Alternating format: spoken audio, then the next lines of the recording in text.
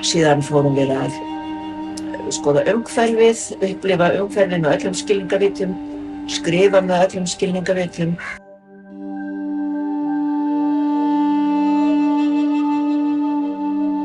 Ég kalla þetta sæluferð með 17 fararstjórum. Já, þetta er svolítið þannig. Já, af því að það var ekkert skipulagt fyrirfram neitt voðalega mikið. Við bara gerðum þetta allt í sameiningu. Þetta er svolítið eins og að vera á heimavist. Já. Menn rúlla sér fram á rúminu í jóga og svo í skólan og allt í einu flæði. Já. Dásamlegt.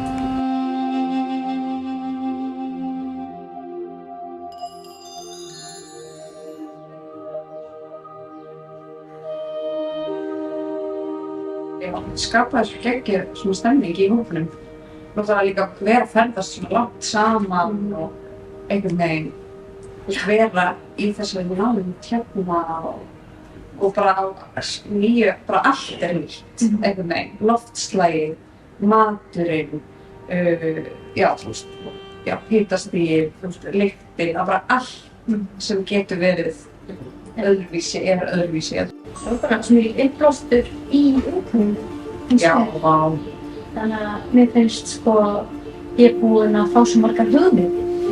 Og ég held að það gerist kannski svolítið þegar maður skiptir umhverfi, af því þegar maður er heima hjá sér, auðvitað getur maður ekkert að sækja innblástur og alls konar.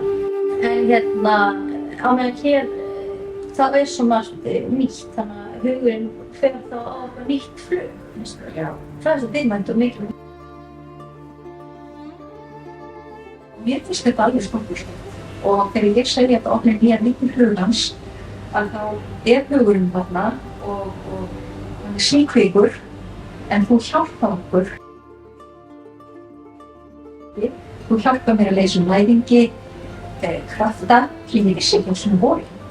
Það er mjög áskriður og lífsgröð og þess vegna hlakka ég svo til að halda áfram. Þú skilur svolítið á okkar hverja og eina, okkar styrkleika, okkar veikleika og síðan gefur okkur svo gott tækifæri til þess að tala saman.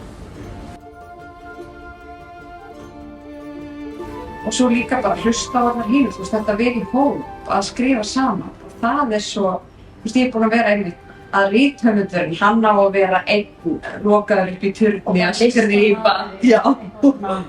Og svo er það bara, svo eins og við þessu umhverfi það bara meikar það svo fullkominn sens að auðvitað á maður að vera með öðru fólki og einmitt hlusta á hvað aðrir hafa að segja og bera undir og það er þetta sem þú hefur í svo ríkum mæli, Björg, að þú færð út úr okkur það besta.